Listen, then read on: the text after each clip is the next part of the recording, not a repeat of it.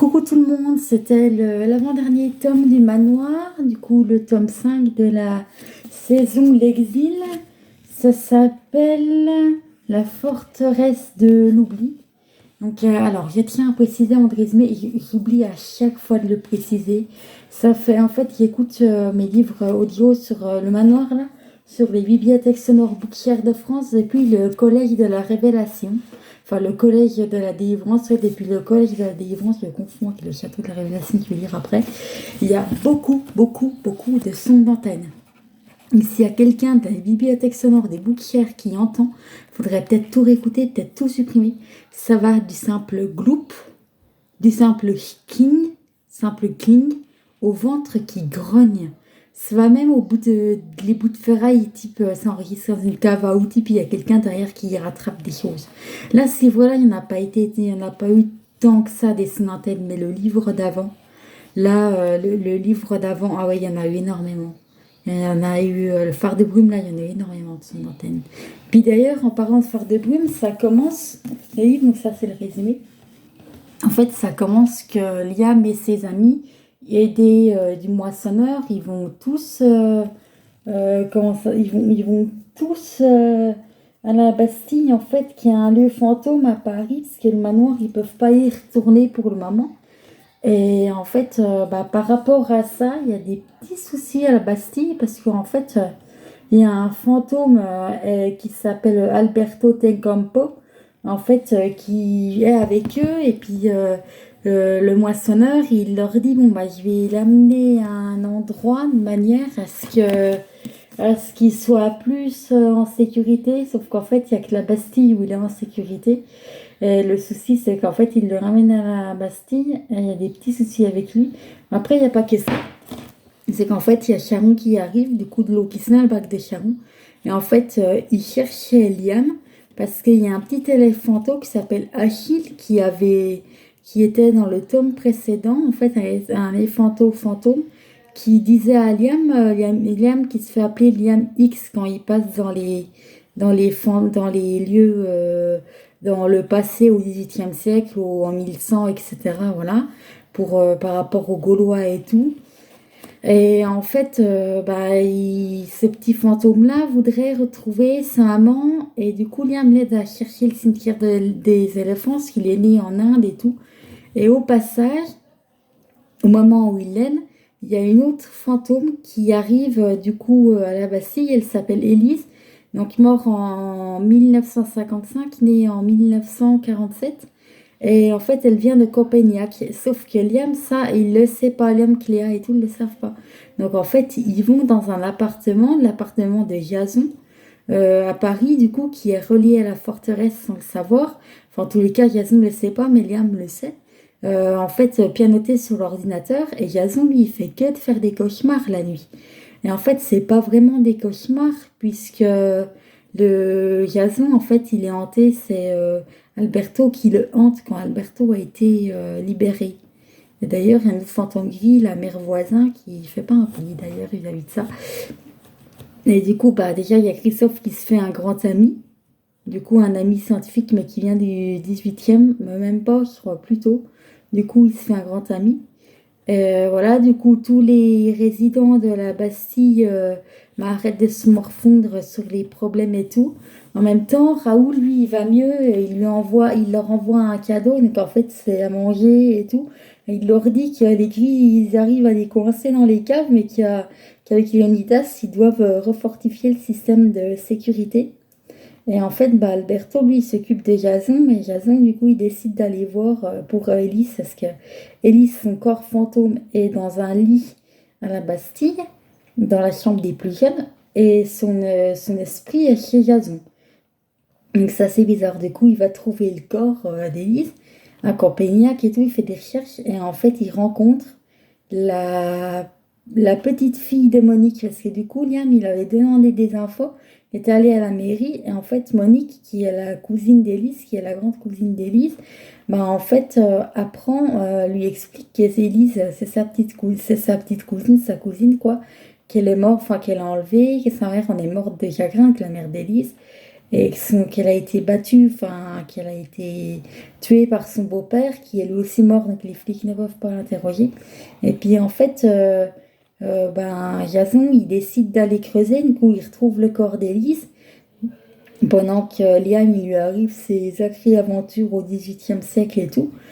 Et en fait, bah, du coup, ils peuvent pas aider Liam, voilà. Et en fait, ben, du coup, Jason, il tombe amoureux de Sarah et il convainc sa tante pour aller dans le lycée de Sarah. C'est en fait, Jason, il a plus de parents. En fait, ses parents sont morts pendant un tour du monde. C'est pas de sa faute à Jason. En fait, je sais plus le nom, ce que c'est. C'est une voile du bateau qui a pas voulu se monter. Du coup, le bateau a tangué, il a coulé. Mais en fait, Del Campo, là, le fantôme Alberto, en fait, fantôme gris, il fait que de lui faire croire que c'est faux, que c'est lui qui a pas voulu que ses parents montent sur le radeau avec lui, qu'il a enlevé la main de sa maman pour pas qu'elle monte avec lui et tout, alors que c'est totalement faux parce que il l'aidait, parce qu'il voulait les aider pour les embarquer avec lui. C'est vrai, il voulait l'aider, du coup, là, ils ont été emportés et tout. Puis Jason, lui, a été retrouvé hors conscience et tout. C'est à ses 12 ans, ça. Voilà, entre-temps, du coup, bah, en fait, les gens qui se relayent pour garder Élise, et puis Élise, après avoir retrouvé le corps et tout, bah, en fait, elle s'en va dans l'au-delà. Quant à Achille, bah, en fait, Liam, il fait des bons de 6 mois en 6 mois, ou plus, même 600 ans d'ailleurs. Et en fait, dans ces bons, bah, il décide en fait, enfin, il retrouve la maman d'Achille qui est morte, en fait. Qui est, je sais même plus. Davis, je crois qu'elle s'appelle. Ouais, c'est ça, Davis.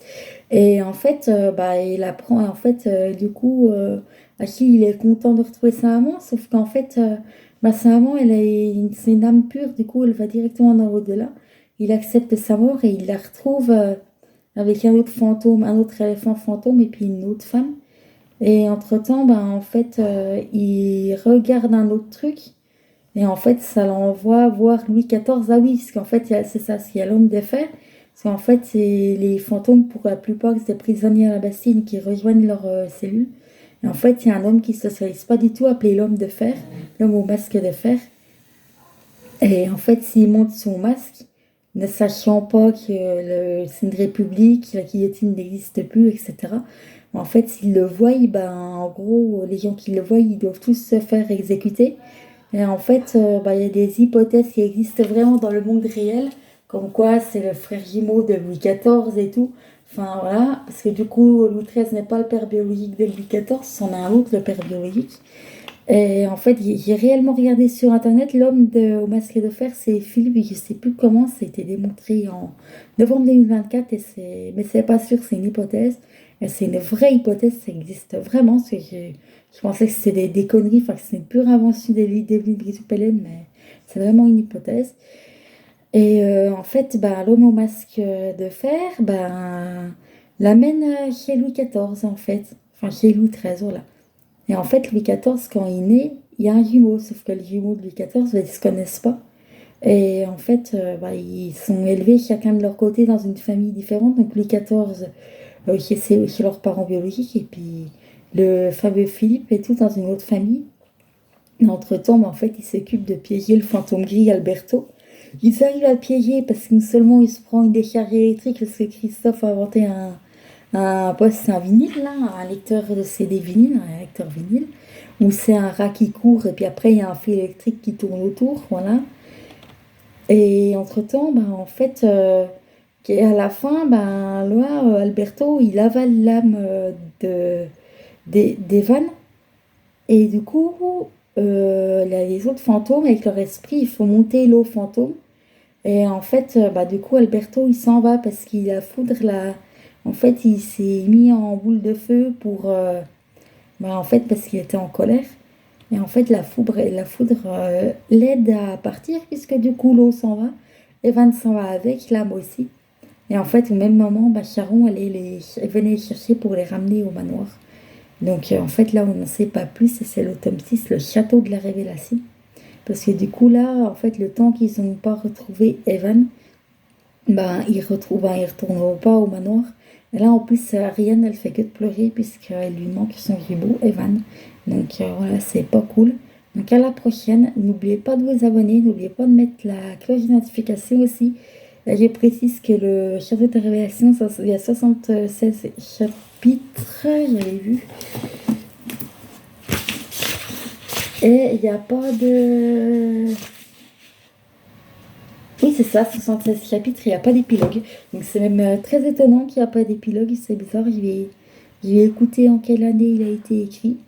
Mais c'est bizarre qu'il n'y ait pas d'épilogue, j'espère juste qu'il y a une suite. Je regarderai sur internet, parce que si ça se finit comme ça se finit, là, je suis pas dans la merde. Donc voilà, après, donc ouais, abonnez-vous, n'oubliez pas de mettre la cloche de notification. Et n'oubliez pas pour les livres, les centaines, écoutez-les, c'est vraiment des émetteurs sonores, hein, les bibliothèques sonores. C'est vraiment, fait,